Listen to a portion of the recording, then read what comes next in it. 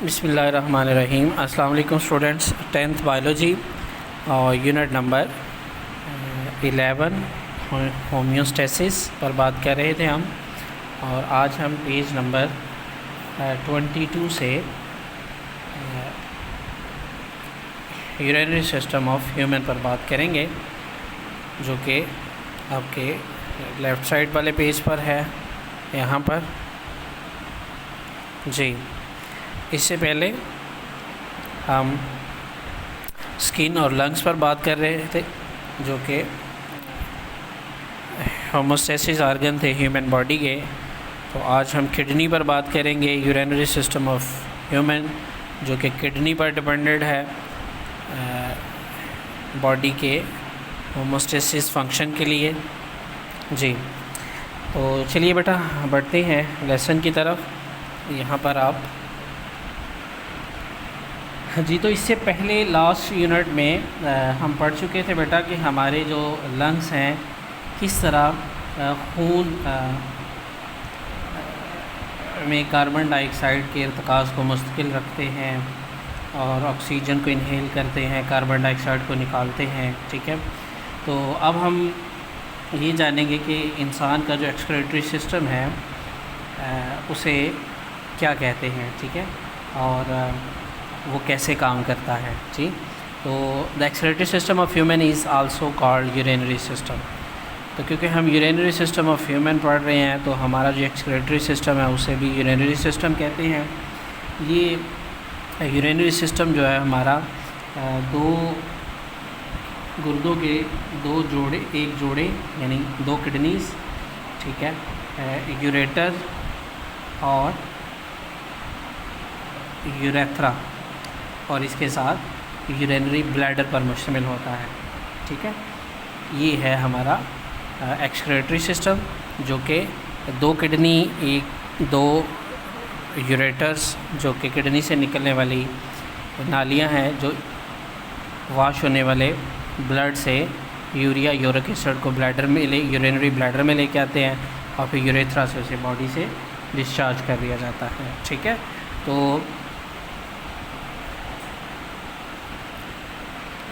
जी, तो इसके बाद बेटा हम बात करेंगे स्ट्रक्चर ऑफ किडनी पर। किडनी का स्ट्रक्चर कैसा है, ठीक है, तो इसे जानने के लिए आप नेक्स्ट पेज के डायग्राम को अगर बगौर देखें तो आपको आसानी होगी इसको समझने के लिए। ठीक है जी, तो किडनी जो है वो बेटा हमारी बॉडी में जो रीढ़ की हड्डी है उसके अंदरूनी जानिब वर्टिबल कॉलम में ही पेवस्त होते हैं। ठीक है, तो ये तादाद में दो होते हैं। ठीक है, तो इसकी जो स्ट्रक्चर या इसकी साख्त है वो इस तरह है कि गुर्दे गहरे सुर्ख रंग के लोबिये के बीज की शक्ल के ऑर्गन होते हैं। ठीक है, गहरे सुर्ख रंग के। तो हर गुर्दा जो है वो उसकी जो लंबाई है वो 10 सेंटीमीटर होती है।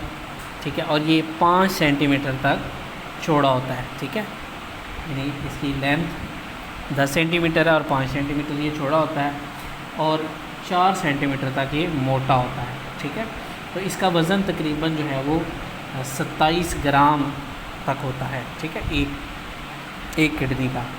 तो गुर्दे जिस्म में पेट में यानी एब्डोमेन जो है हमारा कि पिछली दीवार के साथ डायफ्राम से थोड़ा नीचे मौजूद होते हैं, और हर गुर्दा वर्टिब्रल कॉलम की एक जानिब लगा होता है। ठीक है, जैसा मैंने पहले बताया। तो आखिरी दो पसलियाँ गुर्दों की हिफाजत करती हैं, यानी बैक साइड से हमारी जो दो पसलियाँ हैं वो गुर्दों की हिफाजत करती हैं। ठीक है जी, तो इसके साथ बेटा यह है कि गुर्दे की कनकेव सतह जो होती है, यानी ये वाले ऐसे कनकेव सतह वर्टिब्रल कॉलम की तरफ होती है, और इस जानिब गुर्दे के वस्त के करीब एक गड़ा होता है जिसे हाइलस कहते हैं। ठीक है, ये वो मुकाम है जहाँ से यूरेटर गुर्दे से निकलती है, यानी ये वाला यूरेटर है, यहाँ से गुर्दे के अंदर से यहाँ से निकल रहा है ये वाला जी। तो दूसरी साख्तें यानी ब्लड वेसल, लिम्फेटिक वेसल्स और नर्व गुर्दे में दाखिल होती या बाहर आती है। यहाँ पर आप देख सकते हैं renal artery, renal vein, renal valves. तो ये खून की वो नालियाँ हैं जो गुर्दे में या तो दाखिल हो रही है या फिर वहाँ से बाहर निकल रही है।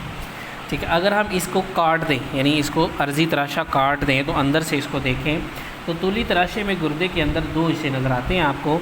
ठीक है, अब गौर से देख रहे हैं, इसके दो हिस्से नज़र आते हैं। एक है रेनल कॉर्टेक्स, ये है रेनल कॉर्टेक्स जो ऊपर की तरफ है यहाँ पर, और गुर्दे का ये बिरोनी हिस्सा है, और इसके अंदर रंगत जो है ना वो गहरी सुर्ख होती है। ठीक है, ये वाला। इसके बाद रेनल मेडोला है, ये रेनल मेडोला है जो गुर्दे का ये वाला इनर एरिया है। ठीक है, गुर्दे का अंदरूनी हिस्सा, तो इसकी रंगत हल्की सुर्ख होती है। ठीक है, यानी ये कम सुर्ख होता है बनिस्बत रेनल कॉर्टेक्स के। जी, तो मेडोला बहुत सी मखरूती यानी तकोनी आपके ट्रायंगल टाइप शेप से पर मुश्किल होता है, जिन्हें रेनल पिरामिड बोलते हैं। पिरामिड यानी कि वो से नाम ही उसका ये उसकी जो है ना शक्ल के मुताबिक है, यानी उसकी जो शेप है। तो तमाम रेनल पिरामिड के नुकीले किनारे एक कैफ नुमा कैविटी की तरफ निकलते हैं, यानी ये यहाँ से इस तरफ। ठीक है, जिसे रेनल पेल्विस कहते हैं। ठीक है जी, तो ये रेनल पेल्विस है, ये हिस्सा जो सारे के सारे इसके अंदर खुलते हैं।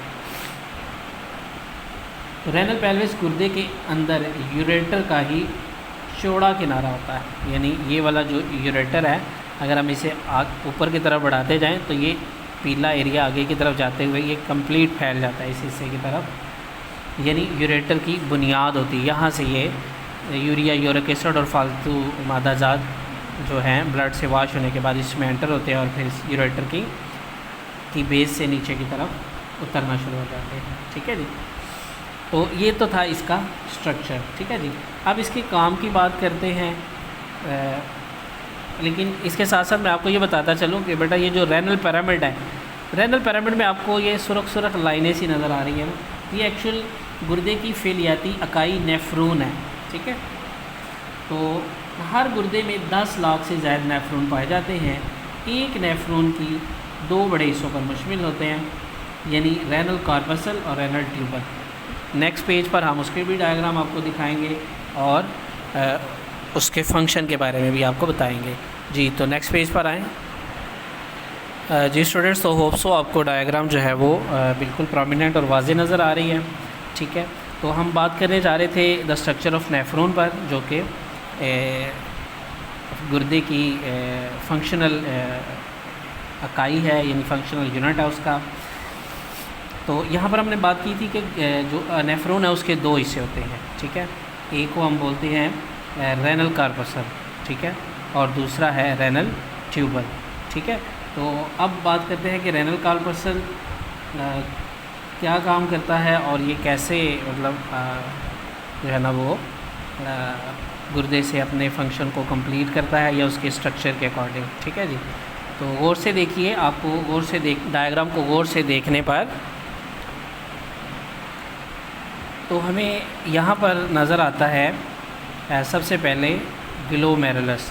ठीक है, ये रेड कैपिलरीज वाला हिस्सा, तो ये एक्चुअल रेनल ट्यूबल जो है ये नेफ्रॉन का नालीनुमा हिस्सा है जो बोमेन कैप्सूल के बाद शुरू होता है। ठीक है, तो ये बोमेन कैप्सूल है और ये रेनल ट्यूबल है, यानी दो पार्ट्स हमने बात की थी उस पर कि एक रेनल कार्पसल है, ये वाला ऊपर वाला हिस्सा, और एक है रेनल ट्यूबल। तो जो रेनल कार्पसल है उसका पहला हिस्सा ग्लोमेरुलस है और बोमेन कैप्सूल है। ठीक है, ये दो हिस्से हैं इसके रेनल कार्पसल के। ठीक है, तो ग्लोमेरुलस और बोमेन कैप्सूल जिसके रिस्पेक्टिवली नेम है। तो बेटा जो ग्लोमेरुलस है यहाँ आपको नज़र आ रहा है, ये ब्लड कैपिलरीज़ का एक गुच्छा इसमें आपको दिखाई दे रहा है, जबकि बोमेन कैप्सूल एक प्याला नुमा साख्त है, यानी ये जो इसको घेरे हुए है जिसके अंदर ये ब्लड कैपिलरीज़ मौजूद हैं, ये एक प्याले नुमा शक्ल के अंदर। तो जो प्याला नुमा शक्ल है ये क्या है, ये बोमेन कैप्सूल है जो कि ग्लोमेरुलस को घेरे हुए होता है। ठीक है, ये हिस्सा कौन सा था, ये रेनल कार्पसल का हिस्सा था जिसके ये दो पार्ट है। अब बात आ जाती है नीचे। जी, तो रेनल ट्यूबल नेफ्रॉन का नालीनुमा हिस्सा है जो कि बोमेन कैप्सूल के बाद शुरू होता है यहाँ से। ठीक है, जो कि लूप ऑफ हेनले बना रहा है यहाँ पर। तो रेनल ट्यूबल नेफ्रॉन का नालीनुमा हिस्सा है जो बोमेन कैप्सूल के बाद शुरू होता है, ठीक है। इसका पहला हिस्सा एक बहुत ही बलदार नाली है, ठीक है, ऐसे ये ऐसे, ओके। उसके बाद अगला हिस्सा एक यू शक्ल की नाली है, ये वाली यू शक्ल की नाली है, ठीक है। यानी पहले बलदार नाली आती है और बलदार नाली के बाद फिर एक यू शक्ल आती है, ठीक है, जिसे लूप ऑफ हैनले कहते हैं। लूप ऑफ हैनले के बाद रेनल ट्यूबल का आखिरी हिस्सा होता है, फिर एक बलदार नाली होती है, ये आखिरी हिस्सा है, और फिर ये एक बलदार नाली है जहाँ पर आगे कलेक्टिंग डक्ट्स होती हैं, ठीक है। तो बहुत से नेफ्रॉन्स के आखिरी बलदार हिस्से एक कलेक्टिंग डक्ट में खुलते हैं। ये कलेक्टिंग डक्ट है, ये वाली, ये हिस्सा यहाँ खुल रहा है और इसके साथ बहुत सी कलेक्टिंग डक्ट्स हैं। बहुत सी कलेक्टिंग डक्ट्स आपस में मिल जाती हैं और इस तरह सैकड़ों पेपिलरी डक्ट्स बनती हैं जो कि रेनल पेल्विस में खुलती हैं, ठीक है जी। तो रेनल पेल्विस कौन सा है वो हम पहले इस पर बात कर चुके हैं कि जो यूरेटर की बेस थी, ठीक है जी। तो जी स्टूडेंट्स, ये थी हमारे पास किडनी स्ट्रक्चर और नेफ्रॉन स्ट्रक्चर, उस पर डिटेल एक्सप्लेनेशन। होप सो आपको इसकी समझ आई होगी। इंशाल्लाह हम नेक्स्ट किडनी फंक्शन पर बात करेंगे। तब तक के लिए अल्लाह हाफिज़।